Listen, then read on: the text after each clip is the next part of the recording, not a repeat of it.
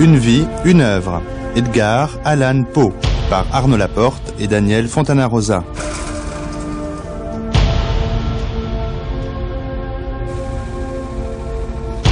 Le lien entre la vie et l'œuvre d'Edgar Poe a fait couler beaucoup d'encre depuis sa mort, il y a 150 ans, en 1849. Traîné dans la boue, présenté comme un alcoolique, voire un opiomane, au goût morbide, la réputation de l'écrivain américain est toujours entachée par de nombreuses légendes. Reste l'œuvre, immense. Dans cette Amérique des lettres balbutiantes, le poète invente la modernité, dépassant le genre pour créer une œuvre littéraire hantée par les figures de la disparition et du double. Mort à 40 ans, Edgar Allan Poe a su constituer une œuvre qui reste comme un phare éblouissant dans l'histoire de la littérature moderne.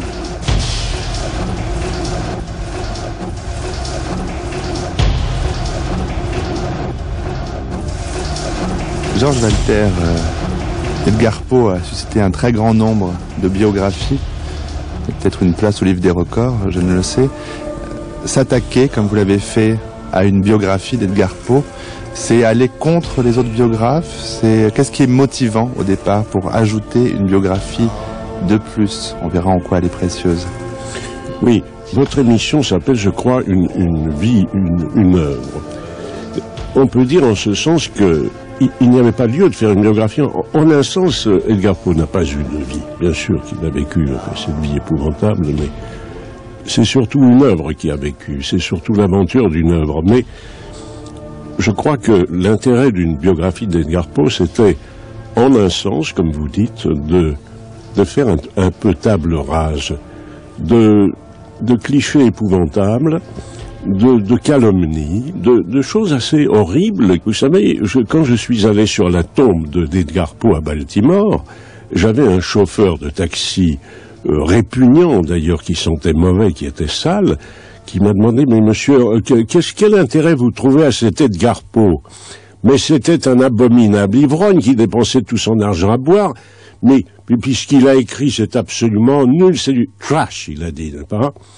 Et bon, on avait envie de l'étrangler, ce type, mais 120 ans ou 130 ans après la mort d'Edgar Poe, voilà un chauffeur de taxi qui insulte la mémoire d'Edgar Poe. Bah, c'est quand même extravagant. Claude-Michel Cluny, vous avez publié un texte qui s'intitule « Le livre des quatre corbeaux » aux éditions de La Différence. Nous allons y revenir très longuement, mais pour décrire dans un premier temps Edgar Poe, vous le qualifiez de bohème, raté, artiste maudit. Est-ce que ces qualificatifs rendent compte de la complexité de ce personnage? Nous pouvons en ajouter d'autres. Bien d'autres. C'est un personnage que je considère comme un romantique froid. C'est un exalté cérébral. Ce n'est pas du tout Lamartine, ni Musset. C'est un calculateur. Tout à fait désordonné, mais très calculateur. Il est passionné, mais ce sont des passions dont je pourrais dire par référence peut-être au paradis qu'elles sont artificielles. Les femmes sont plus imaginées que partagées. Sa carrière est également plus imaginée qu'elle n'est réussie. Finalement, son destin n'est qu'une suite d'échecs, avec de temps en temps l'illusion brillante qu'il va enfin pouvoir atteindre à la gloire et peut-être à la pérennité. C'est un étrange bonhomme, n'est-ce pas? Il est assez unique d'ailleurs dans la littérature américaine parce qu'il ne ressemble à personne de son temps. Il est à la fois en avance sur les conceptions poétiques de l'époque. Il rompt complètement avec la tradition par exemple, de Longfellow. Mais il n'est plus du tout dans la note si l'on pense à ce qui va arriver, n'est-ce pas? C'est-à-dire à un renversement complet du lyrisme américain. Et je pense à quelqu'un comme Whitman. Il a séduit les Français et n'est pas aimé par les Anglo-Saxons, qui considèrent qu'il est un mauvais poète. Et avec le recul du temps, nous ne serions pas loin, je crois, de pouvoir partager ce sentiment. Il est au fond un merveilleux prosateur, un imaginatif, un homme à concept. Tout ça ne va pas très bien avec le lyrisme poétique. C'est peut-être aussi ce qui explique qu'il a été si bien traduit. Quand je dis si bien traduit, je vais corriger tout de suite, je vais dire qu'il a donné si bien prise à la captation par de grands poètes. Le corbeau. Une fois, sur le minuit lugubre, pendant que je méditais faible et fatigué sur ma précieuse et curieux volume d'une doctrine oubliée, pendant que je donnais de la tête presque assoupie, soudain, il se fit un tapotement comme de quelqu'un frappant doucement, frappant à la porte de ma chambre. C'est quelques visiteurs, murmurai-je, qui frappent à la porte de ma chambre. Ce n'est que cela, et rien de plus. Ah, distinctement je me souviens que c'était dans le glacial décembre, et chaque tison brodait à son tour le plancher du reflet de son agonie. Ardemment, je désirais le matin. En vain m'étais-je efforcé de tirer de mes livres un sursis à ma tristesse.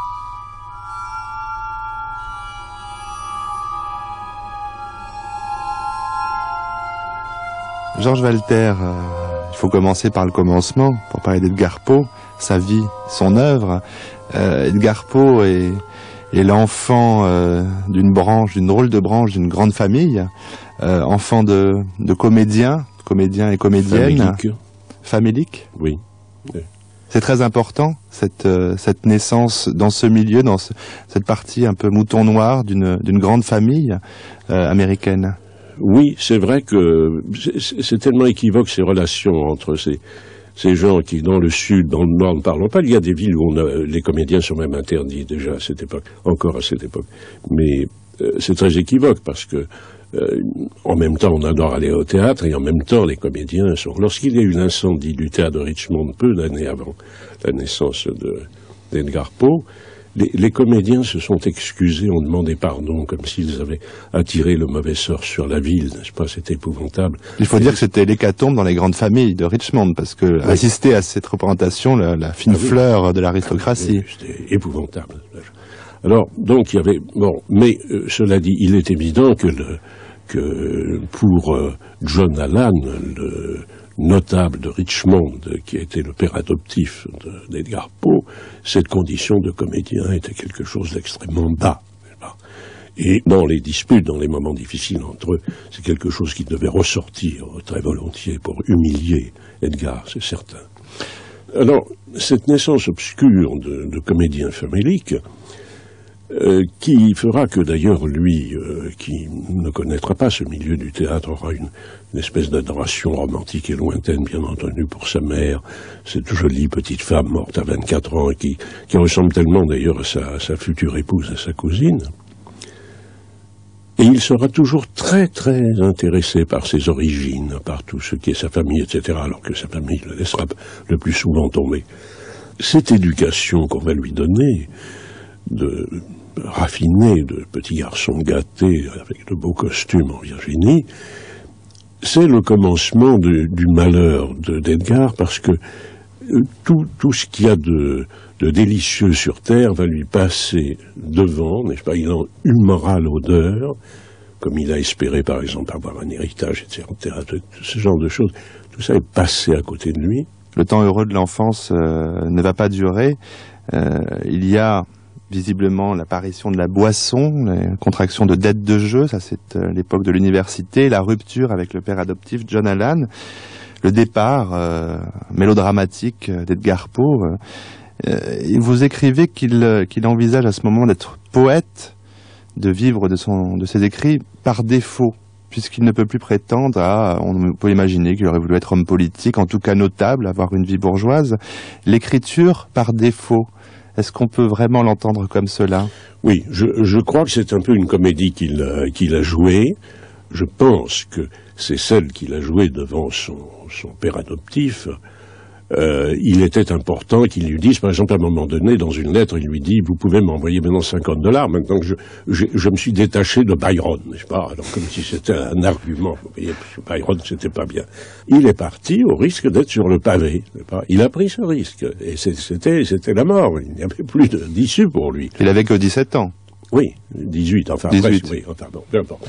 Et bon, il était sur le pavé, il est allé à Boston, et avec des poèmes, avec de la poésie, dans une Amérique en train de repousser les bisons et les Indiens vers l'ouest, en train de construire les chemins de fer, vers des mines, des ponts, des villes, etc. Et lui, il est là avec Tamerlan, n'est-ce pas, poème, imprimé par un jeune garçon très gentil qui imprimait des cartes de visite.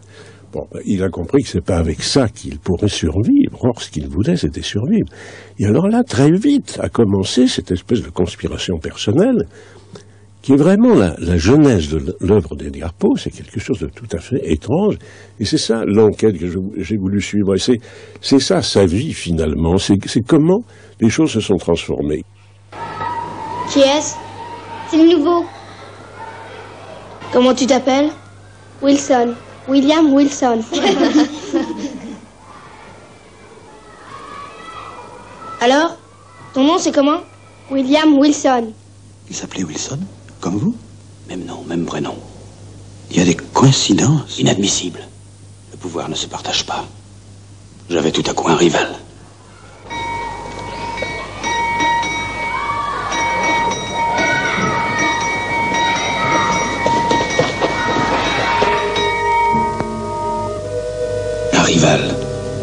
Ou plutôt un compagnon qui me dépassait en tout, mais qui semblait se tenir en retrait, comme s'il m'observait avec bienveillance. Il m'exaspérait, mais j'éprouvais pour lui une immense curiosité. Maryse Ducrepetit, vous êtes maître de conférence à l'Université de Lille. Votre thèse a été publiée, je crois, en 1995 aux presses universitaires de Lille. Elle s'intitule Edgar Allan Poe, le livre des bords en 2 mots. Cette thèse porte essentiellement sur les contes, vous allez nous le dire, et ce qui vous intéresse, on le comprend un peu d'après le titre, c'est la question des limites. Oui, tout à fait, oui. Puis il y a la question de l'autre, évidemment. L'autre le double parfois, voire William Wilson, un des contes les plus fameux. Quelle lecture faites-vous de ce conte particulier? Mais je dirais qu'en fait, ma lecture globale, principale, c'est l'interrogation, cette question du franchissement des limites, en fait, c'est l'interrogation de l'identité. Est-ce qu'il y a une identité? Est-ce que moi, Edgar Allan Poe, j'ai une identité? La réponse est non. La réponse est non. La réponse est je suis toujours un peu l'autre. La réponse est je suis perméable en permanence à l'autre. Et un conte comme William Wilson, en fait, sous ses allures de lecture de la gémellité, est celui qui pose le plus cette question de l'identité, puisque, de fait, là, il y a une autre identité semblable à moi. Et donc, je suis obligée, de facto, de constater que je n'ai pas d'identité. Et c'est un conte très troublant, hein. C'est un conte qui amène véritablement dans ce que Henri Justin appelle le champ du vertige, le vertige de la raison, en ce sens que, effectivement, je tue l'autre et je me tue, mais je suis encore vivant pour le dire. Où suis-je? Qui suis-je? Wilson!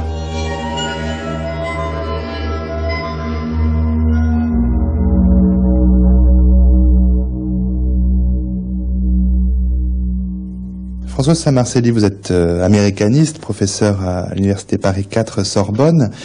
Vous avez beaucoup travaillé sur les contes d'Edgar Poe, en VO, hein, en anglais dans le texte. La question de l'origine, de l'identité centrale dans l'œuvre de Poe. On va pas dire avec Sainte-Beuve, regardons la vie pour comprendre l'œuvre.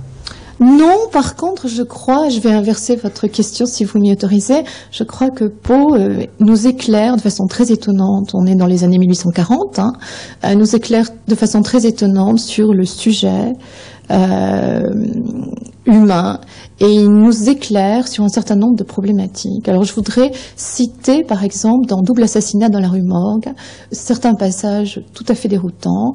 Vous trouvez quand le marin raconte l'aventure du pauvre orang-outan qui a été en fait le meurtrier, quand le marin raconte comment il a pris conscience d'une transgression à plusieurs niveaux, ce que Poe nous décrit, c'est une scène de voyeurisme et c'est une intuition de ce que Lacan, par exemple, plus tard a défini avec le stade du miroir.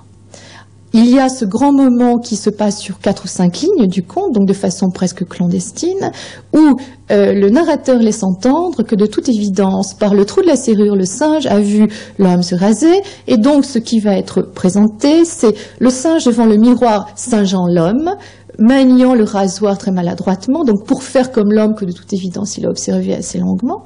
Et puis, bien sûr, cette scène de voyeurisme, elle va se retourner, puisque quand le marin poursuit le singe pour tenter de l'empêcher de mal faire, on va le voir à la fenêtre accroché au paratonnerre ou au volet, en train d'essayer de voir, et il voit évidemment très peu, il y a juste la tête du marin qui dépasse, il ne pourra rien empêcher. On a une double scène de voyeurisme qui pose la question de l'identité du sujet, si vous voulez, identité du sujet qui sera aussi posée dans la question du rapport à l'autre, puisqu'après tout, le meurtrier, c'est-à-dire l'orang-outan, finit au Jardin des Plantes, comme on le sait, et que un des biais de la reconstruction de l'enquête, c'était est-ce qu'il ne s'agit pas d'une question de la folie? Or là, on a aussi une intuition que, bien sûr, à la fin de ce siècle, après avoir lu Michel Foucault, on est tout à fait en mesure de comprendre, qui est sur la question de la mise à l'écart et la question de la définition de l'autre et du sujet par rapport à l'autre.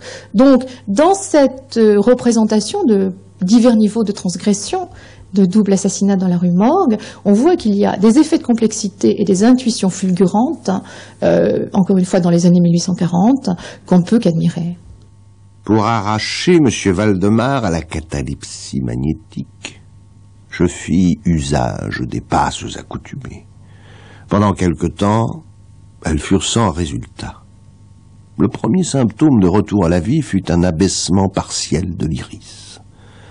Nous observâmes comme un fait très remarquable que cette descente de l'iris était accompagnée du flux très abondant d'une liqueur jaunâtre de dessous les paupières, d'une odeur âcre et fortement désagréable.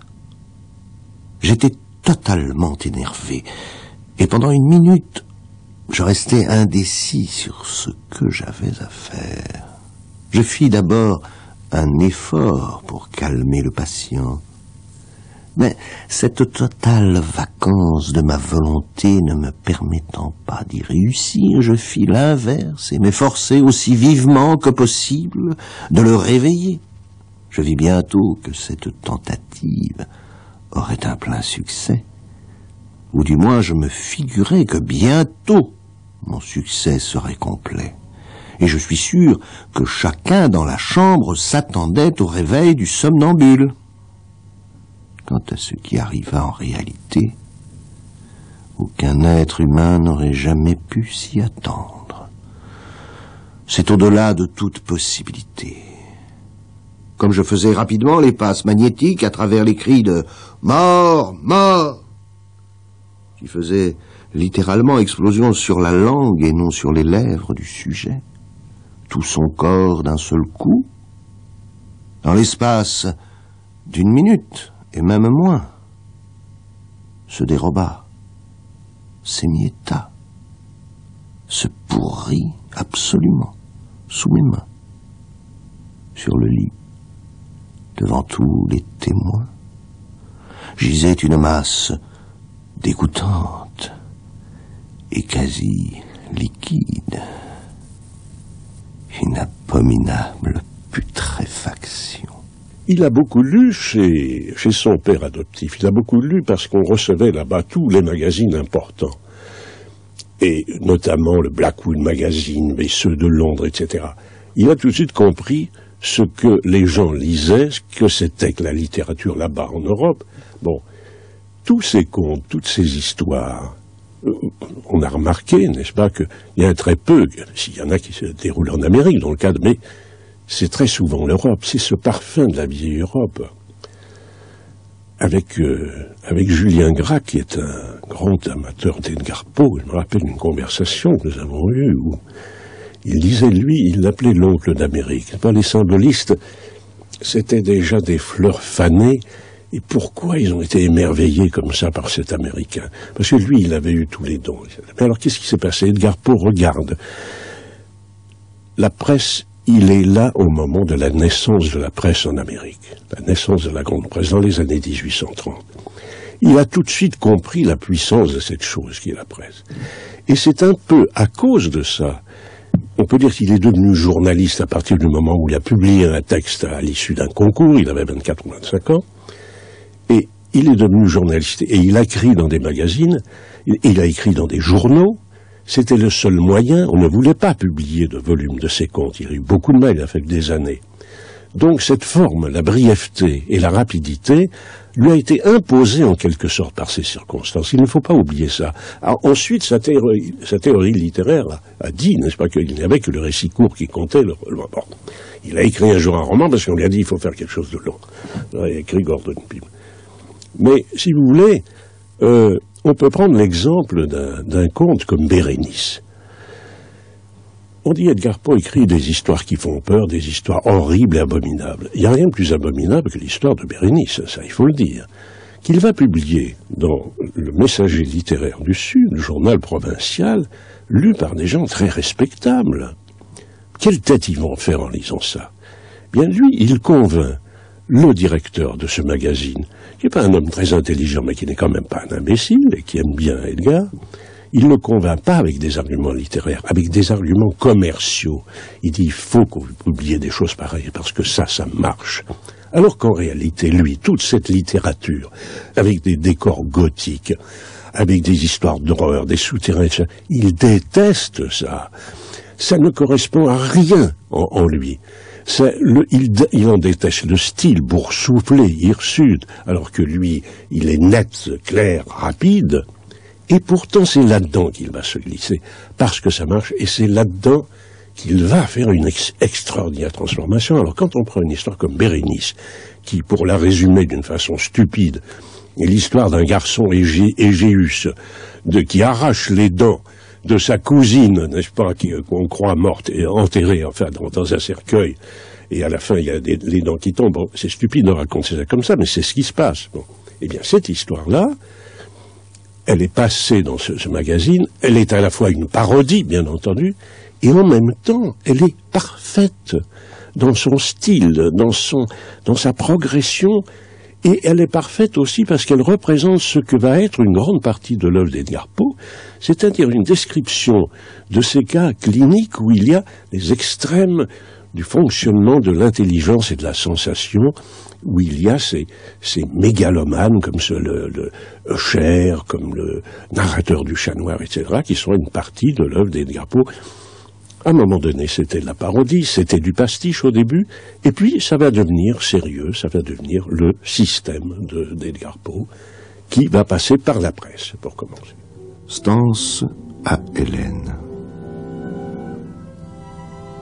Hélène, ta beauté pour moi, comme ces barques nicéennes d'autrefois, qui sur une mer parfumée portaient doucement le défait et là, voyageur, à son rivage natal. Par des mers désespérées longtemps coutumier d'errer, ta chevelure hyacinthe, ton classique visage, tes airs de naïade m'ont ramené ainsi que chez moi, à la gloire qui fut la Grèce, à la grandeur qui fut Rome. Là, dans cette niche splendide d'une croisée, c'est bien comme une statue que je te vois apparaître, la lampe d'agate dans la main. Ah, Psyché, de ces régions issues, qui sont terre sainte.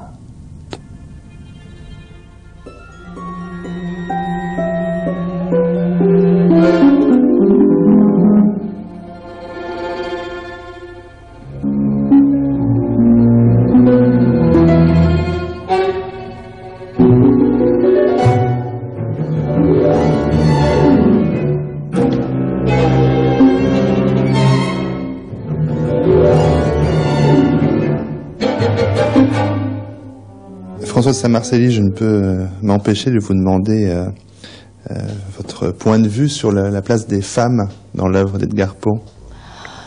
Alors c'est une question qui a été beaucoup discutée. Malheureusement, je ne sais pas si je suis très compétente pour en parler. La place de la femme a été discutée un peu comme la place d'une espèce de structure, vous savez, plus ou moins médusante.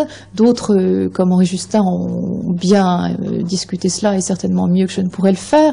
Je crois que cette place de la femme, vous savez, vivante et morte à la fois dans un certain nombre des contes fantastiques, est une place que l'on pourrait recadrer dans une idée que l'écriture de Poe est travaillée à la fois par l'excès et l'absence. Alors la femme revient, la femme est encore sur le seuil, la femme est là et pas là à la fois. Et puis si vous lisez un conte comme Bérénice, où tout semble placé du côté de l'excès, y compris dans l'excès de brutalité, l'excès d'horreur d'une fin très très sanglante, on s'aperçoit que ce qui semble thématiquement être donc de l'excès est en fait un travail de la négation, c'est-à-dire la femme est niée littéralement petit à petit, au point qu'à la fin, le narrateur ne sait plus exactement ce qu'il fait ou ce qu'il a fait, on n'est plus en train de partager un savoir, mais en train de redécouvrir, si bien que les dents qui ont été arrachées à la pauvre fille ne sont même plus repérées comme des dents, mais comme des petites formes carrées plus ou moins blanches. On a donc joué une distance petit à petit en soustrayant de l'information. Et si on regarde le titre anglais qui est Bury Nicely, on s'aperçoit que l'enterrement est dans Bury, et dans le titre et dans le nom de la femme. La femme, elle est déjà niée, si vous voulez, et en fait, malgré ce titre, elle occupe très peu de place dans le récit en tant que personnage. Alors, ça c'est un exemple. On peut prendre aussi l'exemple de l'Egéa, qui est donc un des grands contes de Poe, le conte qu'il estimait lui-même comme le plus abouti, le plus réussi. Si on prend l'Egéa, on s'aperçoit que la femme est là comme manquante et présente à la fois, pour permettre aussi une réflexion sur le retour, et encore une fois, une réflexion peut-être sur l'espace qui bouge et la forme qui se retrouve. Alors, de façon caractéristique, le texte commence par une question, ou plutôt un constat. Je ne peux pas me souvenir. Ce qui est plus intéressant en anglais, parce que c'est I cannot remember. Remember, c'est se souvenir, mais c'est aussi redonner membre, redonner forme. Et ce que fera le narrateur à la fin, c'est moins redonner une présence que redonner un nom, c'est-à-dire un ensemble de signes. Et on sait que toute l'écriture de Poe dans ses contes est travaillée par la question de la forme ou de l'informe, de la combinaison des formes ou pas. Alors je vais vous donner un exemple.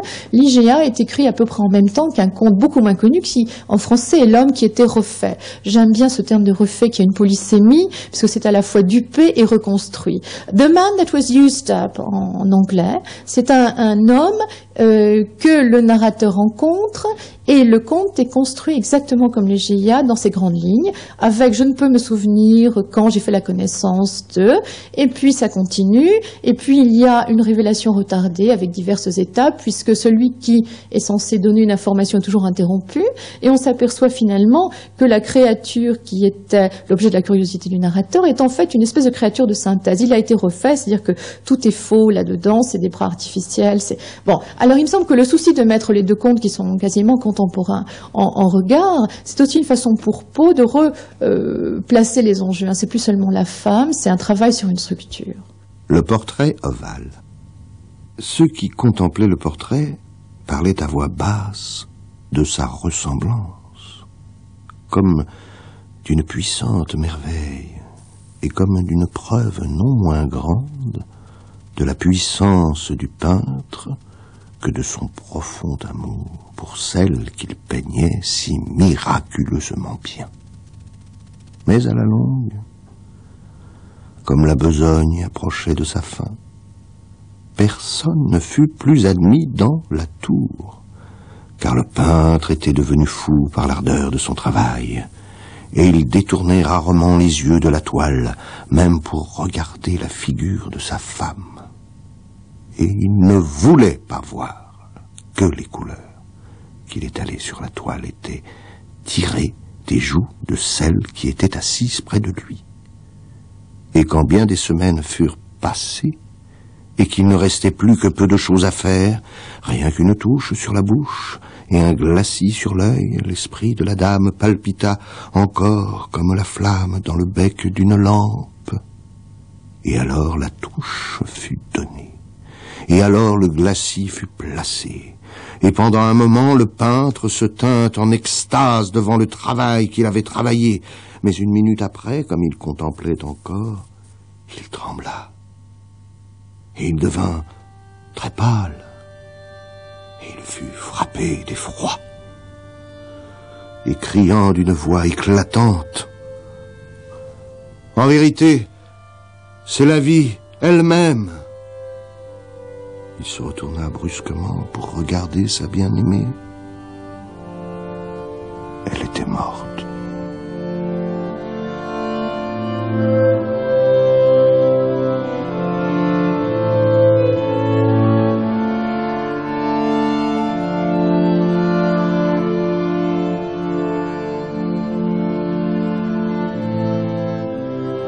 Maryse Ducrepetit, dans Genèse d'un poème qui suit et déconstruit, dirait-on aujourd'hui, l'écriture du fameux poème Le Corbeau, Edgar Poe écrit cette phrase: « La mort d'une belle femme est le plus poétique sujet du monde ». Comment l'entendez-vous et qu'est-ce qu'on peut en déduire de la place des femmes dans les textes d'Edgar Poe? Il y a d'abord une chose que je voudrais dire, c'est qu'en fait, Poe a repris énormément d'archétypes de la littérature de son temps. Et cette affaire de la mort d'une belle femme, c'est tout à fait un archétype, voire même un stéréotype, de la littérature, par exemple, du roman noir anglais. Et bien entendu, c'est sur ces schémas stéréotypés qu'il accroche justement cette problématique tellement personnelle qui fait que ces textes sont à la fois si étranges et si captivants encore aujourd'hui.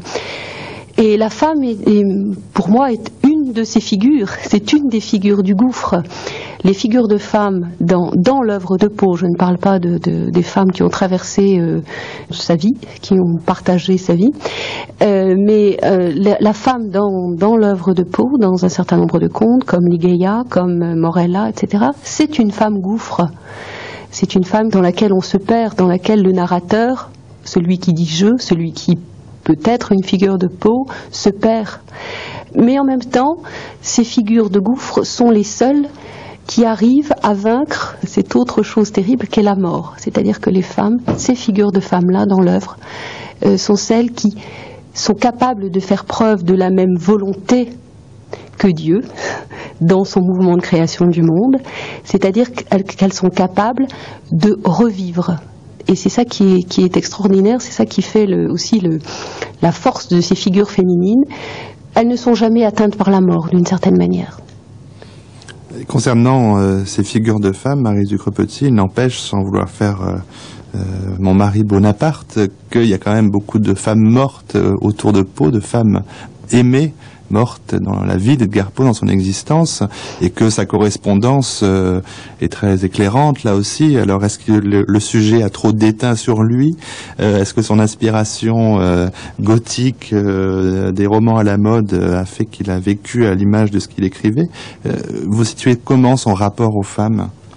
Non, je pense que effectivement, quand même, il faut bien quand même rendre à Marie Bonaparte ce qui lui revient, c'est-à-dire l'importance fondamentale et fondatrice de cette mort de sa mère près de lui enfant à l'âge de 3 ans. Effectivement, c'est à l'évidence un traumatisme qui est inoubliable et qui, encore une fois, est fondateur. Alors, d'autres morts, effectivement, ponctuent son existence, la mort de sa mère adoptive, la mort de sa femme, Virginia. Mais d'une certaine manière, j'ai presque envie de dire que ce sont des morts programmées. Cette créature éthérée qu'est Virginia est bien loin des figures qu'il utilise dans ses contes. C'est une jeune, très jeune femme, maladive, qui résiste mal aux conditions d'existence très difficiles que peut seul lui offrir Poe.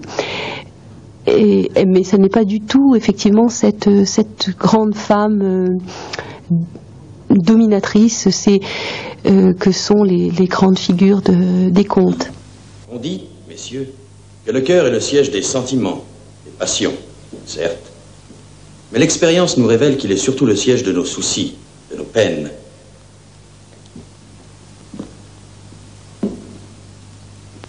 Et s'il est généreux, c'est dans le néfaste. Aussi, quand nous aurons coupé ses côtes, libéré le diaphragme et rabattu ce qu'on appelle couramment le gril costal, nous pourrons libérer notre patiente de la source de tous ses maux.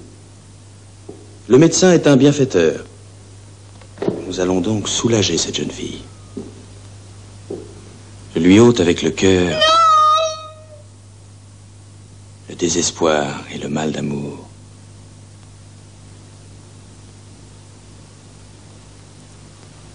Messieurs, nous allons lui rendre la pureté originelle, la paix du paradis perdu. Non! Ah, même s'il s'agit d'un vivant, soyez assurés de la parfaite propreté de vos instruments. Georges Walter, il y a évidemment un élément très important dans la vie de Poe, c'est les problèmes de ce qu'on appelait la tempérance à l'époque, c'est-à-dire des problèmes d'alcool, pour parler en langage d'aujourd'hui. Oui. Là, c'est quand même très compliqué d'établir une vérité. C'est très compliqué. Bon, écoutez, premièrement, on n'a pas le droit de dire comme Baudelaire, je suis désolé de dire du mal de Baudelaire, on n'a pas le droit de dire que l'alcool était pour lui un moyen de travail, une technique pour travailler. Ce n'est pas vrai, parce que quand il buvait un verre, il était malade, il restait à moitié idiot pendant plusieurs jours. C'est vrai qu'il y avait quelque chose dans son sang, probablement, et dans ses ancêtres. C'est certain qu'il y avait quelque chose entre l'alcool et lui qui était très dangereux, mais il le savait.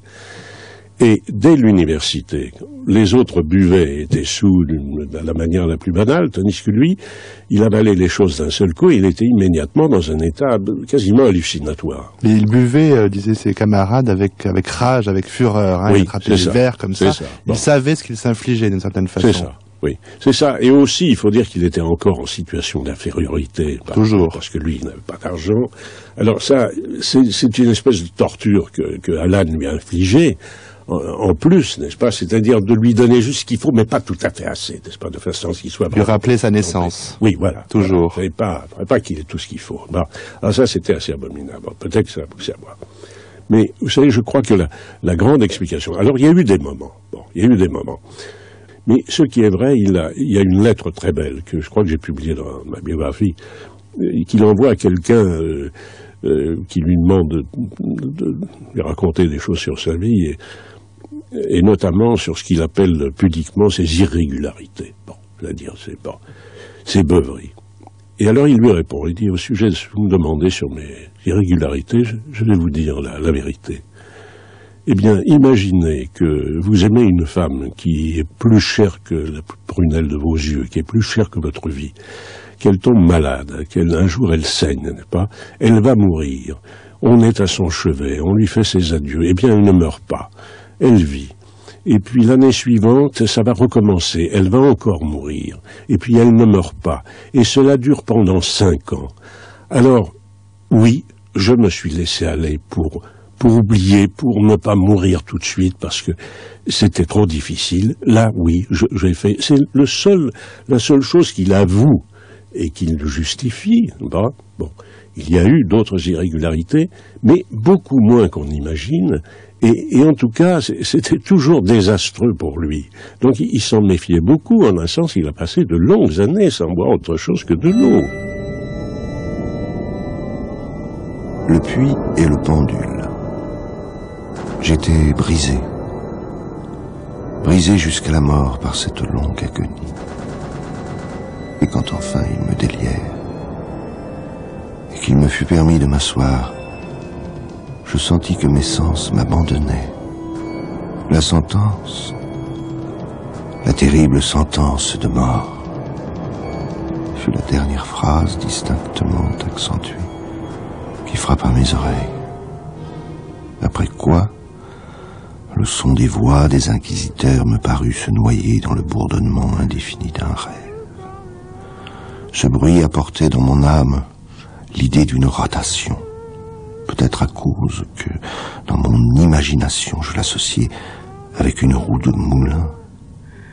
Mais cela ne dura que fort peu de temps, car, tout d'un coup, je n'entendis plus rien. Toutefois, pendant quelque temps encore, je vis. Mais avec quelle terrible exagération! Je voyais les lèvres des juges en robe noire. Elle m'apparaissait blanche, plus blanche que la feuille sur laquelle je trace ces mots, et mince jusqu'au grotesque, amincie par l'intensité de leur expression de dureté, d'immuable résolution, de rigoureux mépris de la douleur humaine. Je voyais que les décrets de ce qui pour moi représentait le destin coulaient encore de ses lèvres. Je les vis se tordre en une phrase de mort, je les vis figurer les syllabes de mon nom, et je frissonnais, sentant que le son ne suivait pas le mouvement. Je vis aussi, pendant quelques moments, d'horreur délirante, la molle et presque imperceptible ondulation des draperies noires qui revêtaient les murs de la salle.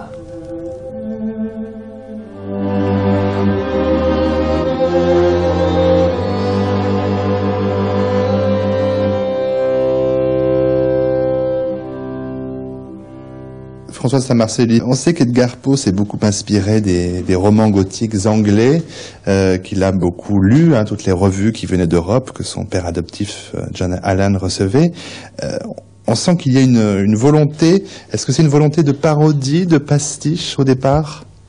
Je pense qu'au départ, il y a chez Poe le souci de trouver une voix, ce qui se dramatise dans un certain nombre de contes. Alors je fais référence par exemple à Perte d'haleine, qui est un conte de 1832, où vous voyez un personnage alors qui s'appelle Lack a Breath, donc littéralement Monsieur Manque de Souffle. Monsieur Manque de Souffle s'efforce de cacher à son épouse et à son entourage le fait que d'un seul coup il n'a plus de voix. Il va par tous les moyens les plus parodiques chercher à tromper donc son entourage, et ça ira jusqu'à une sorte de dissection, de pendaison. Il est prêt à tout, ce personnage, pour retrouver sa voix, qu'il trouvera curieusement dans le tombeau, une fois enterré, même s'il n'était pas mort. Il retrouve Monsieur Windenaf. Monsieur Windenaf, c'est monsieur qui a assez de souffle et de vent, et donc c'était son rival. Alors je crois qu'il y a là le souci, effectivement, sur un mode parodique et satirique, de présenter un certain nombre d'enjeux, à un moment où l'écriture américaine se cherche, à un moment où Poe est très conscient d'une dette et d'une influence britannique, notamment, qu'il va essayer en quelque sorte de détourner par divers moyens. Vous savez que Poe, c'est l'écrivain qui estime que ce que nous produisons, c'est une combinatoire, c'est une façon de travailler avec des éléments déjà produits par d'autres. Autrement dit, il y a là en quelque sorte une amorce de l'idée d'intertextualité, c'est-à-dire que notre discours est envahi, occupé par le discours des autres. Il va s'agir de travailler soit par la citation, soit par la parodie, de diverses façons, pour dégager une nouvelle forme d'originalité qui ne sera pas en rapport avec l'idée romantique de l'inspiration, si vous voulez, mais qui sera une combinatoire. Si au départ Edgar Poe s'inspire et veut s'inscrire aussi dans un courant qui marche, un courant populaire, il veut que ce texte soit lu, il y a quand même à un moment donné, très rapidement, son génie propre qui vient dans ces textes-là, qui dépasse la dimension parodique de pastiche, où ça devient de la littérature, pourrait-on dire. Oui, ça devient de la littérature. Je ne disais pas que ça n'était pas de la littérature avant. Ça devient de la littérature, notamment dans une écriture qui se définit par rapport à un espace, par rapport à un cadre et à un cadrage. Vous savez que Poe croit beaucoup à l'intention, à la question de l'unité des faits et la totalité des faits, donc le lecteur est censé être captif. Par ailleurs, les textes de Poe, je crois, travaillent beaucoup la question de la cognition, c'est-à-dire le rapport du sujet à la connaissance, ce qui fait bien évidemment l'intérêt des contes policiers, ce qui fait aussi l'intérêt de contes philosophiques moins connus, et puis dans la fin de sa carrière, ce qui fait bien sûr l'impact du grand essai Eureka, de la cosmographie en quelque sorte de Poe. Poe s'inquiète de la question du sens, il n'empêche que cette question du sens, elle est aussi toujours travaillée par des tensions, et je pense que la question de l'origine et la question de la légitimité restent des questions extrêmement prégnantes tout au long de sa carrière. Double assassinat dans la rue Morgue. Les facultés de l'esprit qu'on définit par le terme analytique sont en elles-mêmes fort peu susceptibles d'analyse. Nous ne les apprécions que par leurs résultats. Ce que nous en savons, entre autres choses, c'est qu'elles sont pour celui qui les possède à un degré extraordinaire, une source de jouissance des plus vives. De même que l'homme fort se réjouit dans son aptitude physique, se complaît dans les exercices qui provoquent les muscles à l'action, de même l'analyste prend sa gloire dans cette activité spirituelle dont la fonction est de débrouiller. Il tire du plaisir même des plus triviales occasions qui mettent ses talents en jeu. Il raffole des énigmes, des rébus, des hiéroglyphes. Il déploie dans chacune des solutions une puissance de perspicacité qui, dans l'opinion vulgaire, prend un caractère surnaturel. Les résultats, habilement déduits par l'âme même et l'essence de sa méthode, ont réellement tout l'air d'une intuition. Maryse Ducrepetier, il est un personnage de Poe qui vous intéresse particulièrement, c'est Dupin qui apparaît pour la première fois dans le double assassinat dans la rue Morgue. Oui. Là, c'est quelqu'un qui, pourrait-on dire, essaye de mettre de la raison dans l'inexpliqué, dans l'inexplicable. Oui, tout à fait. Bon, on sait que cette figure de Dupin, c'est celle qui va engendrer tous les grands détectives raisonnables, entre guillemets, de la littérature policière, son descendant le plus célèbre étant évidemment Sherlock Holmes. Mais le personnage de Dupin est effectivement un personnage qui à la fois rencontre encore cette dualité, cette perte d'identité, puisqu'une petite chose qui est souvent passée sous silence, c'est qu'en fait, ce ministre D auquel s'affronte Dupin dans la lettre volée semble bien quelque part être comme un frère pour le chevalier Dupin. C'est donc bien un autre semblable à moi. Mais en même temps, par cette possibilité de passer la limite, de se rendre perméable et de rendre perméable l'esprit de l'autre, justement, Dupin va être une tentative réussie dans la lettre volée pour se réapproprier le monde, se réapproprier cet autre, se réapproprier le fonctionnement des choses. En fait, reprendre la main d'une certaine manière sur ce monde toujours fluctuant, toujours fuyant, puisqu'on ne sait jamais très très bien où on est en fin de compte. Mais reprendre la main, c'est ce que fait le chevalier Dupin, c'est aussi ce que fait Edgar Poe dans ses textes théoriques. Il y a le fameux Genèse d'un poème qui est censé démonter la construction du corbeau. Tout à fait. C'est ce qu'il... C'est très troublant aussi de constater cela, c'est que à la fois il y a ces contes qui disent en permanence sous la forme du grotesque ou sous la forme du dramatique ou sous la forme du tragique, qui disent cette transgression quasiment inévitable, se laisser aller, cette tentation, ce glissement inévitable vers la frontière, vers la limite, ce glissement dans le gouffre. Et en même temps, il y a ces textes théoriques, comme évidemment la Genèse d'un poème, et puis bien entendu l'autre grand texte théorique beaucoup moins connu qui est Eureka, qui sont eux justement ces tentatives pour remettre de l'ordre dans tout cela. Comment penser ce chaos? Comment penser cette dérive? La Genèse d'un poème, c'est une espèce de défi de la construction totalement raisonnée du texte. Eureka, donc ce grand texte métaphysique, théologique, on ne sait trop comment, ce grand poème, comme il l'appelle lui-même. Eureka est une grande tentative, la dernière bien sûr, puisque Eureka est achevé en 1848 et que Poe meurt en 49.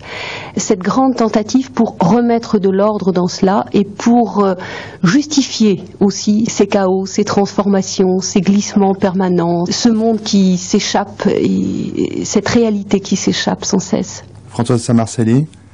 Alors, dans, par exemple, la lettre volée et double assassinat dans la rue Morgue, ce qui est extraordinaire, c'est le rapport entre le discours sur les mathématiques et l'enquête policière.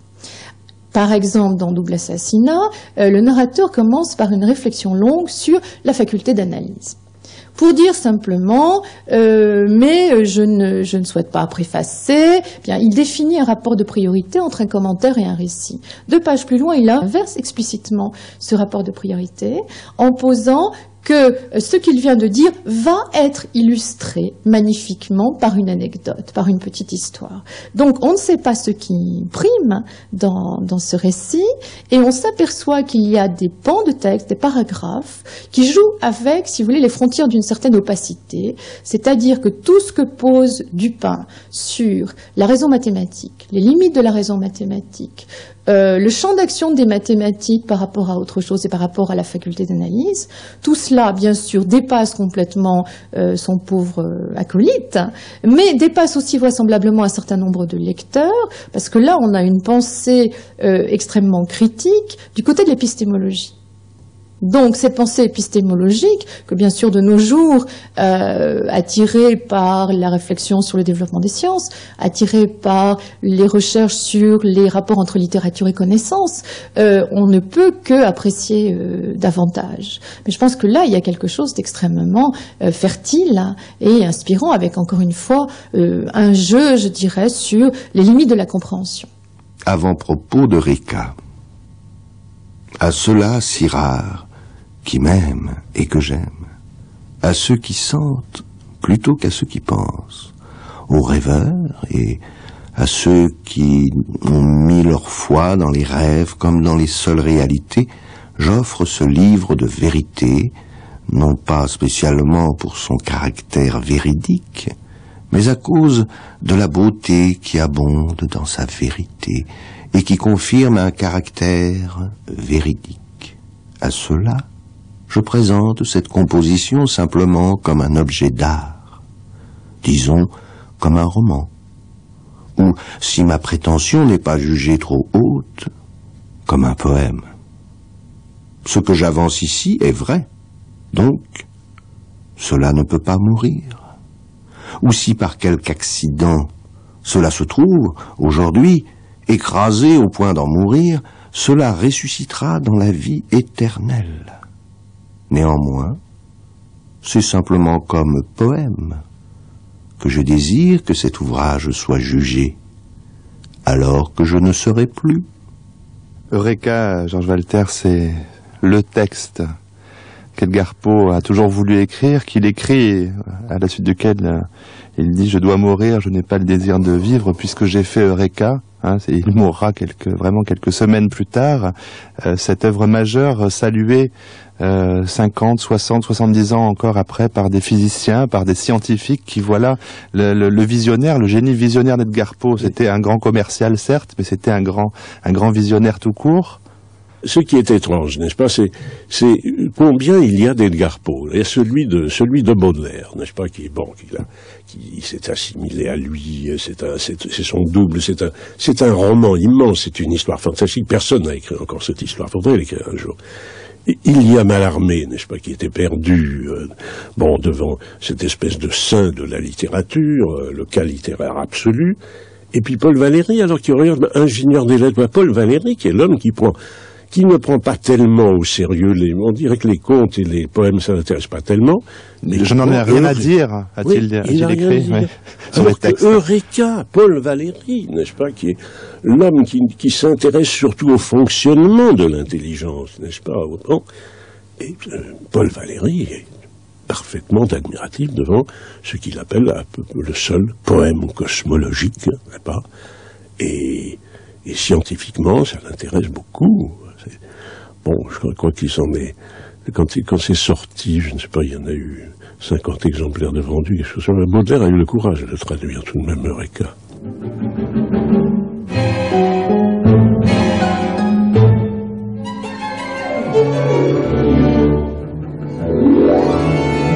Avant Eureka, Poe avait déjà livré quelques clés, réelles ou fabriquées, dans Genèse d'un poème, texte théorique contre l'idée d'inspiration. Claude-Michel Cluny, dans son essai sur le corbeau, nous offre un aller et retour constant entre le texte et la déconstruction du texte. Il y a là quelque chose de la part de Poe qui intrigue et qui ouvre le champ à une sorte de spéculation, d'une part, et puis d'autre part à peut-être une prise en philosophie de l'acte même d'écrire. C'est à partir de là, d'ailleurs, que l'on va voir se dégager petit à petit chez des poètes tout à fait différents les uns des autres, le concept d'un retour à la poésie comme expression chez les uns du sacré, chez les autres de la philosophie et chez les troisièmes de l'art pour l'art. Tout cela est contenu dans la démarche de Poe, n'est-ce pas? La négation de l'inspiration comme phénomène qui échapperait à l'intelligence, l'extrême complexité de la démarche, voilà qui va nourrir les débats. Ça renvoie à cette phrase de vous, cette fois qui est vraiment mise en évidence dans la composition même de votre texte, qui dit « Lorsque la création n'est plus au service du sacré, il faut bien que celui qui crée en assume les mystères. » Je ne pense pas qu'il avait conscience de remplacer le divin, le sacré, par une opération du même ordre. Je crois que cela ressortait du génie qui lui était propre, cette espèce de don extraordinaire qu'il avait de combiner. Il y avait au fond l'exposé de la combinatoire poétique, dans ce qu'elle peut avoir de vrai, mais dans ce qu'elle peut avoir de faux. Ce qui explique que Valéry s'y soit aussi intéressé. Cette dialectique qu'installe Poe sur la construction du poème ne pouvait qu'intéresser Valéry, dans la mesure où lui-même était capable de construire avec beaucoup de soin ces poèmes les plus complexes comme le Jeune Parc. On a écrit deux volumes extrêmement pertinents pour nous démontrer comment Valéry avait établi l'architecture de la Jeune Parc. Alors, il reste à savoir maintenant où est passée l'étincelle dans tout cela. Qu'est-ce que la poésie, qu'est-ce que l'art en général, et quelle est la part de l'auteur dans la création. Ça, c'est au fond la problématique que le XXe siècle n'a pas encore tranchée aujourd'hui, sauf quand on est poète en écrivant tout sauf de la poésie, quand on est peintre en faisant tout sauf de la peinture, et quand on est musicien en tuant la musique.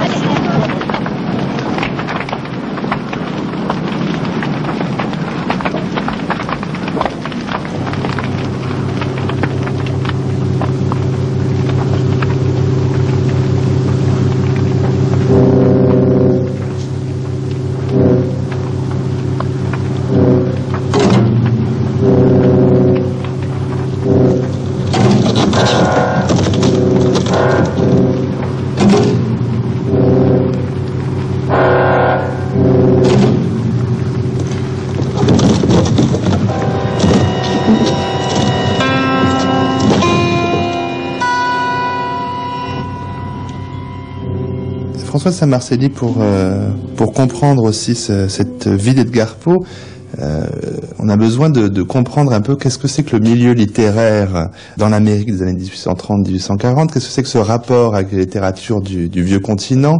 On est dans un pays qui est naissant, qui balbutie. Poe, lui, est tout à fait en dehors, le sudiste. Alors la littérature, elle est où? Elle est à New York, et cette littérature, elle est à la traîne de Londres et de Glasgow. Alors la littérature n'est peut-être pas à la traîne. Par contre, ce qu'il faut savoir, c'est que Poe joue un rôle important en tant que critique littéraire. Poe commente, Poe rend des avis parfois très cruels sur la production des autres, et Poe, d'une certaine façon, va agir, va avoir une influence sur la carrière de divers écrivains américains importants. On pense à Hawthorne, dont Poe a vanté les mérites, précisément peut-être à partir d'une petite méprise, enfin d'un malentendu sur la définition des contes de Hawthorne. En tout cas, Poe se sert de Hawthorne pour définir sa propre théorie du conte, et il va aider effectivement la diffusion de Hawthorne à un moment, de même qu'il va aider divers écrivains ou inversement s'aborder la carrière d'autres écrivains. Donc il ne faut pas non plus voir Poe en marge d'un monde littéraire dans cette époque-là, puisque Poe, en tant que critique, a véritablement joué un rôle actif. Et il était très attaché à son influence, si vous voulez, éditoriale. Il a la prétention, tout à fait justifiée d'ailleurs, d'être l'arbitre des lettres. Il ne s'est jamais trompé. Ce qui est vraiment pathétique, c'est de penser que sur ce millier d'articles qu'il a écrits, il a consacré du temps. Et ces articles étaient très longs, vous savez, ça fait à peu près, j'ai fait le calcul, j'ai regardé ça de près, ça représente l'équivalent d'une quinzaine ou d'une vingtaine de feuillets, des feuillets machines, les nôtres, des articles très longs. Et quand on pense qu'il en a consacré des douzaines et des douzaines à des livres sans aucun intérêt, et bon, et qu'il n'a pas toujours démoli, d'ailleurs s'il en a démoli méchamment, parce que c'est cela qu'on retient, évidemment. Oui, il ne pouvait pas souffrir l'amateurisme, il ne pouvait pas souffrir ce qui existait déjà immédiatement, ce que Julien Gracq a appelé la littérature à l'estomac. Ça marchait comme ça, et lui, ça le rendait fou. Et il ne pouvait pas supporter non plus ce qu'on appelait les gens qui écrivaient, qui se considéraient comme des gentlemen of leisure, n'est-ce pas, des gens qui avaient le temps d'écrire, n'est-ce pas, et qui ne se seraient pas... on ne s'abaisse pas, n'est-ce pas, dans cette Amérique, surtout au sud des États-Unis, on ne s'abaisse pas à gagner sa vie avec sa plume. Alors lui, ça le rend fou, n'est-ce pas, parce que lui voudrait gagner sa vie avec sa plume.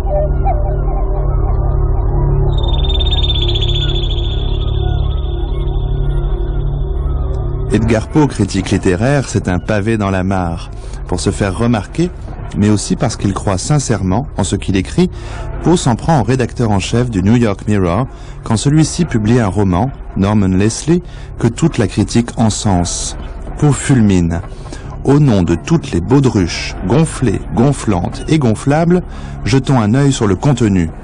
La suite n'est pas tendre, et le critique voit dans ce roman la plus inestimable baliverne qui ait jamais si odieusement et si ouvertement insulté le sens commun du bon peuple américain.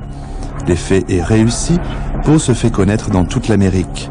Le critique gardera toujours la dent dure et s'en prendra quelques années plus tard au romancier américain le plus respecté de son temps, Longfellow. On peut pas dire qu'on se tire les côtes, n'est-ce pas, en étudiant la vie d'Edgar Poe. Mais enfin, il y a eu des moments drôles, et c'était un grand farceur quand même. Il était très grand dans la farce, dit Baudelaire qui a vu ça très bien. La mystification à la Orson Welles, j'allais dire, mais Orson Welles c'est venu après lui, l'histoire de la traversée de l'Atlantique en ballon. Ça a été imprimé dans un journal, mais c'est quelque chose qu'on ne peut faire qu'une fois, on ne peut pas faire ça deux fois. Ça a été imprimé au milieu des colonnes du New York Sun comme une information. L'Atlantique traversée, sensationnelle traversée de l'Atlantique en je sais pas combien d'heures. 3 jours. Oui, c'est ça. Et le public était là pour attendre la suite. Bon, il s'est bien amusé.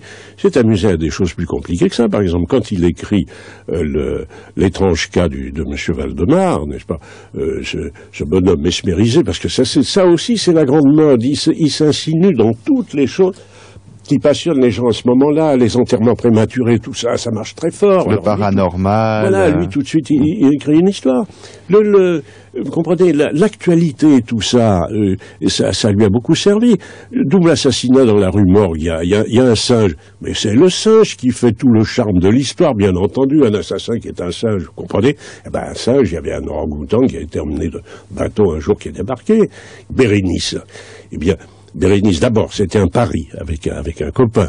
Je vais raconter une histoire tellement horrible, tu vas voir que ça va passer. Et deuxièmement, probablement, il y a eu un fait divers, il y avait un type qui volait les dents des cadavres à Baltimore, n'est pas? Puis il s'est inspiré de ça. Mais tu n'as toujours pas compris, Alan. Nous l'avons mise vivante dans sa tombe. Et j'ai entendu les faibles premiers mouvements dans le fond de la bière. Je les ai entendus il y a bien des jours. Bien des jours. Mais je n'osais pas. Je n'osais pas parler. La porte et l'ermite, et le rôle du dragon, et le retentissement du bouclier. Dis plutôt le prix du cercueil, et le grincement des gonds de fer de sa prison, et sa lutte affreuse dans le souterrain.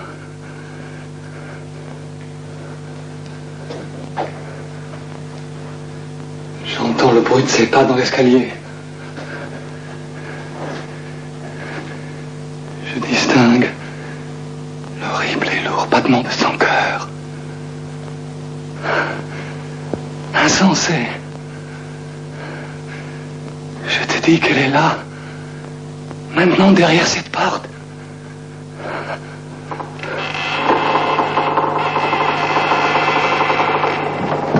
Ce livre des 4 corbeaux, Claude-Michel Cluny, c'est évidemment une étude sur le poème Seul succès du vivant d'Edgar Poe. Et quel succès phénoménal, un poème publié le 29 janvier 1845 dans le New York Mirror et qui va être un véritable phénomène.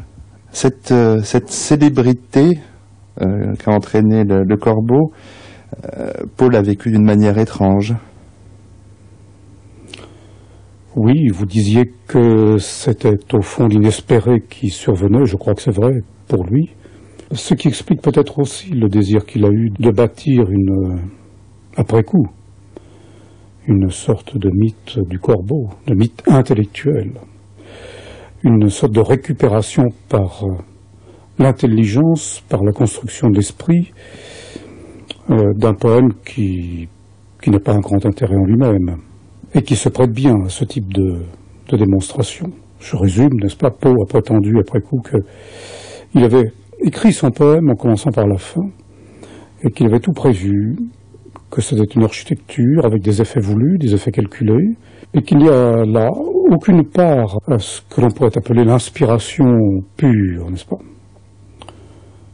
Et à partir de là, tous les débats peuvent avoir lieu, une grande partie des débats a déjà eu lieu, et les meilleurs esprits, d'ailleurs, se sont laissés prendre à cette dialectique, je dirais, du mensonge, de l'œuvre réimaginée, de l'œuvre reconstruite. Et c'est assez passionnant, mais ça correspond bien au personnage. Le fait aussi que l'éclatement de sa gloire soit arrivé d'une manière aussi brusque, a dû être aussi déconcertant pour lui, encore qu'il l'eût espéré, qu'elle peut l'être pour nous aujourd'hui. En ce qui concerne le corbeau, vous avez travaillé sur les traductions de Baudelaire, Mallarmé et Pessoa. Vous montrez comment chacun d'entre eux lit ce poème, le traduit à travers son propre prisme de création.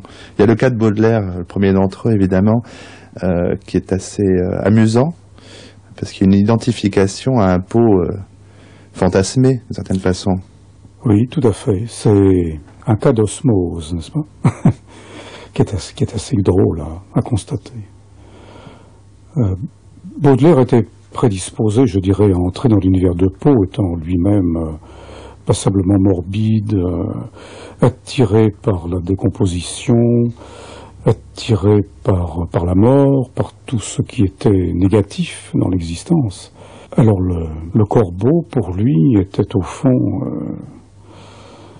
la volaille sur laquelle se jeter avec concupiscence et pour l'accommoder à sa propre sauce. Et il a fait ça tout à fait remarquablement.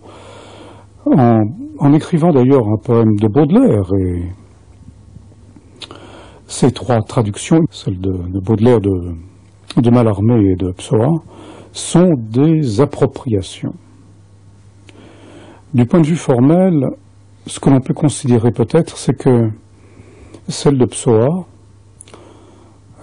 peut-être parce que la langue portugaise est plus souple que le français au niveau du rythme, la traduction de Pessoa essaie le plus possible de se calquer sur la rythmique de Poe. Et il y a une chose amusante, c'est que c'est la seule des traductions dans laquelle le nom de Lénore ne figure pas. Pourquoi, selon vous? L'absente, elle a disparu. Oui, elle a vraiment disparu. Elle est complètement disparue. Elle n'a plus que personne, n'est-ce pas? Mallarmé, c'est un peu différent. Le goût, probablement, du mystère, cette espèce de regard qu'il portait sur l'inatteignable aussi. Le fait que ce poème soit celui de l'absence, ce qui joue un grand rôle dans la poésie de Mallarmé, et puis une grande recherche formelle qui ne pouvait que le séduire et l'inciter à lui aussi s'emparer du texte pour en faire du Mallarmé. Presently my soul grew stronger, hesitating then no longer. Sir, said I, or madam, truly your forgiveness I implore. But the fact is I was napping, and so gently you came rapping, and so faintly you came tapping, tapping at my chamber door, that I scarce was sure I heard you. Here I opened wide the door, darkness there, and nothing more. Back into the chamber turning, all my soul within me burning, soon again I heard a tapping somewhat louder than before. Surely, said I, surely that is something at my window lattice. Let me see that. Ne fit pas la moindre révérence. Il ne s'arrêta pas. Il n'hésita pas une minute. Mais avec la mine d'un lord ou d'une lady, il se percha sur un buste de Pallas, juste au-dessus de la porte de ma chambre. Il se percha, s'installa, et rien de plus. Alors, cet oiseau d'ébène, par la gravité de son maintien et la sévérité de sa physionomie, induisant ma triste imagination à sourire,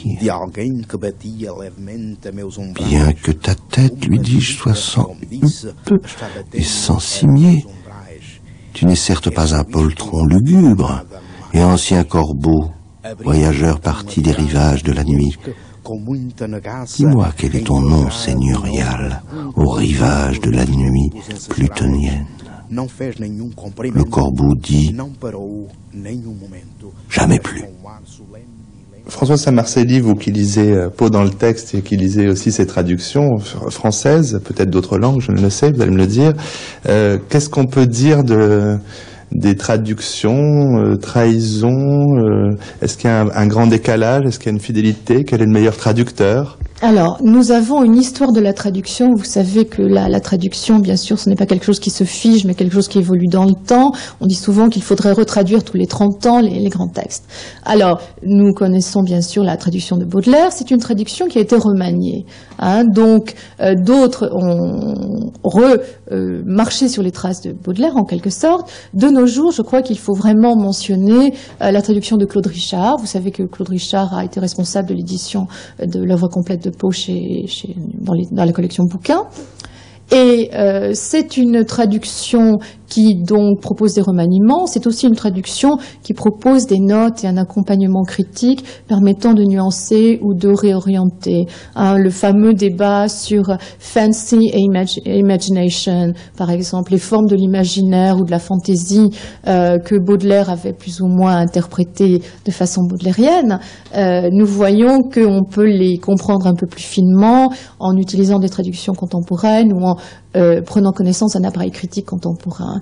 Bien. Alors, il apparaît effectivement que la langue de Poe en anglais est une langue travaillée par des tensions. C'est une langue qui n'hésite pas à montrer ses artifices. C'est une langue parfois lourde. Ce que Baudelaire, poète, a sans doute essayer inconsciemment de gommer. Il y a un effet un petit peu de contamination.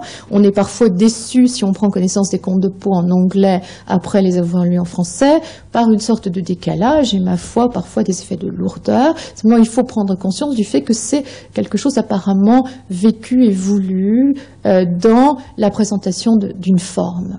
Alors, la rhétorique de Poe manie beaucoup l'indicible, l'innommable, l'inexprimable, tout ce que donc on ne pourra faire connaître au lecteur puisque ça échappe au langage. Alors, je crois que c'est une vraie partie de l'enjeu, c'est effectivement que Poe ne cesse de penser à ce que le langage ne peut produire et donc aux limites de la forme.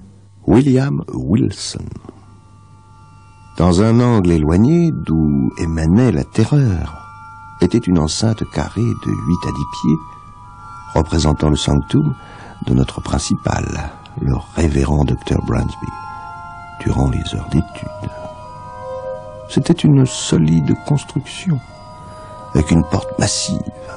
Plutôt que de l'ouvrir en présence du dominier, nous aurions tous préféré mourir de la peine forte et dure. À deux autres angles étaient deux autres loges analogues, objets d'une vénération beaucoup moins grande, il est vrai, mais toutefois d'une terreur assez considérable. L'une, la chaire du maître d'humanité, l'autre, du maître d'anglais et de mathématiques.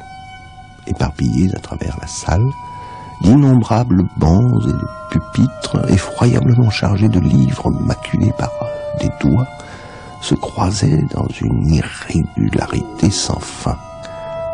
Noirs, anciens, ravagés par le temps et si bien cicatrisés de lettres initiales, de noms entiers, de figures grotesques et d'autres nombreux chefs-d'œuvre du couteau, qu'ils avaient entièrement perdu le peu de forme originelle qui leur avait été répartie dans les jours très anciens. À une extrémité de la salle se trouvait un énorme seau plein d'eau, et à l'autre, une horloge d'une dimension prodigieuse.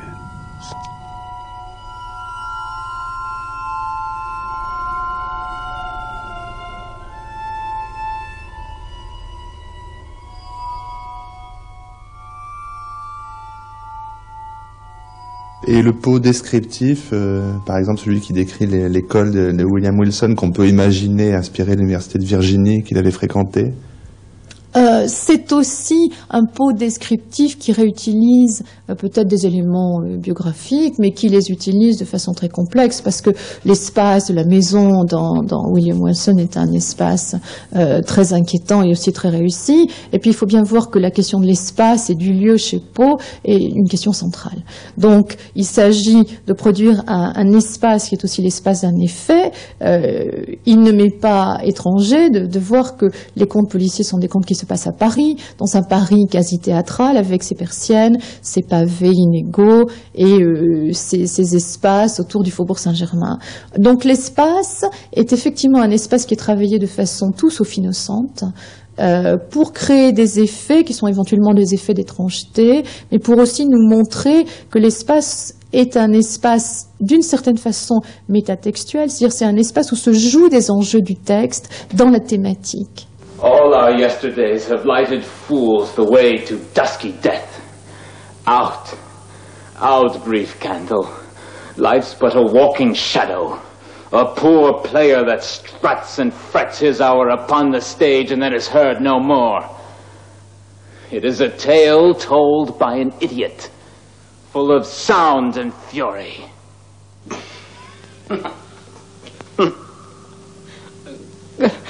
C'est pas vrai, je suis pas un grand acteur.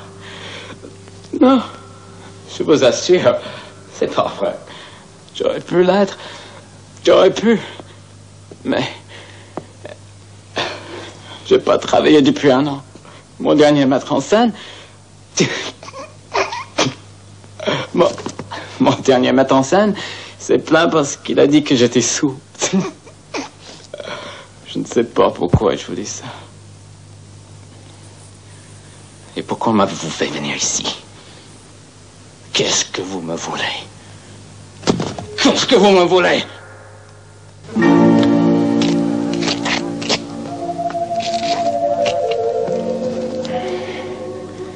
Georges Walter, vous commencez votre biographie là-dessus, le mystère qui entoure la mort d'Edgar Poe.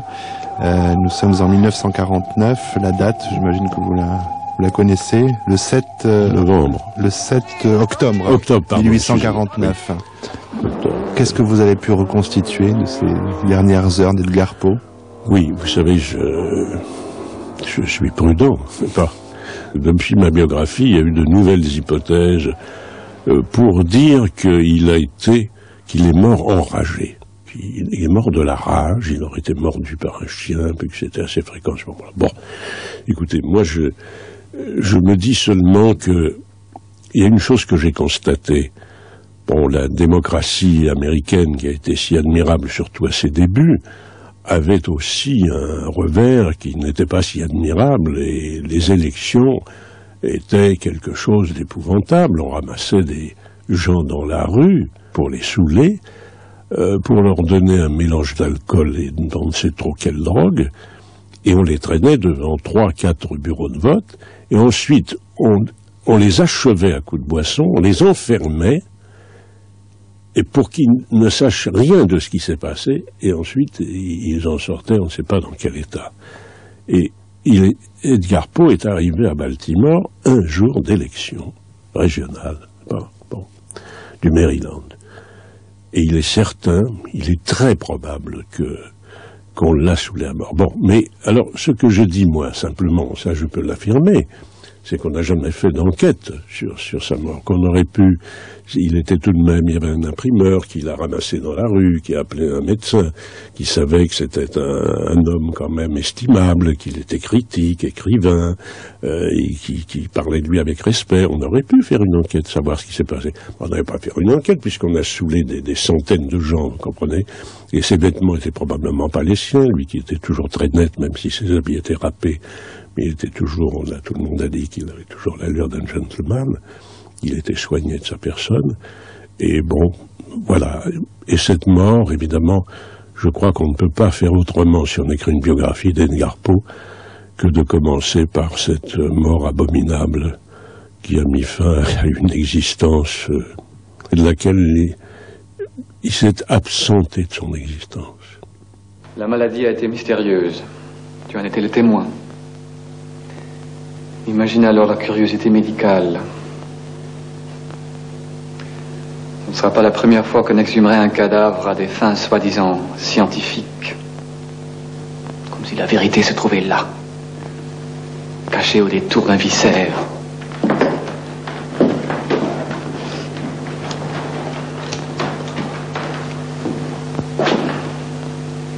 En entendant les obsèques, nous la conserverons là, dans le caveau. Une quinzaine de jours, Alan. Pas plus. Pense à elle. Il faut lui donner sa chance.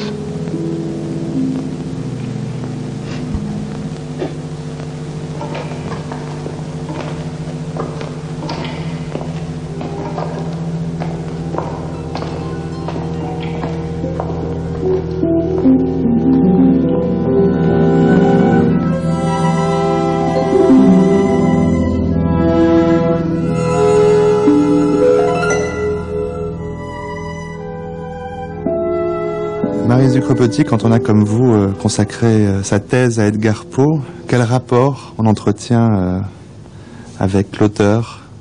Comment est-ce que vous le lisez encore aujourd'hui? Est-ce que vous pensez à lui? Eh bien, j'essaie de ne pas. Mais ce n'est pas... c'est très très curieux parce qu'effectivement, quand on a travaillé 5 ans sur un auteur, il y a un moment où on ferme le livre quand même. Le sien, celui qu'on a écrit sur l'auteur, bon. Mais à chaque fois que je suis amenée à y revenir pour travailler pour une conférence ou pour un article ou autre chose, inévitablement le vertige reprend, je dirais. C'est-à-dire que on ne sort pas de Poe. On ne sort pas de Poe dès qu'on s'approche un petit peu des margelles du puits, dès qu'on s'approche un petit peu des bords du gouffre, on est repris dedans. Et on est amené à retourner, à revisiter encore et toujours ces contes, à revoir encore tous ces points de correspondance. Ce qui est caractéristique aussi, je crois, c'est que l'œuvre de Poe, si on prend la chronologie des œuvres, c'est une œuvre qui ne marque pas véritablement d'évolution. C'est-à-dire que les thèmes sont récurrents. On les retrouve aussi bien au début, au milieu ou à la fin de la liste chronologique des œuvres. Eux aussi, ils tournent. Et aller au bord de Poe, aller au bord du livre, c'est véritablement se remettre à tourner dans la grande cosmogonie également. C'est attirant, c'est un vertige, c'est un gouffre aussi.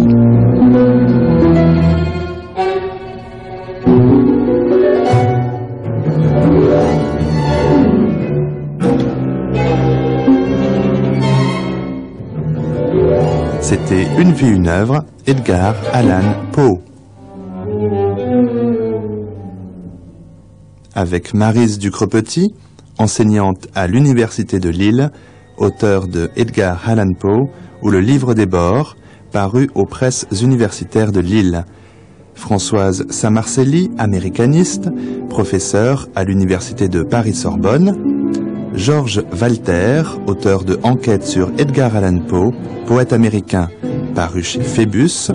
Et Claude Michel Cluny, auteur de Le Livre des 4 Corbeaux, paru aux éditions de La Différence.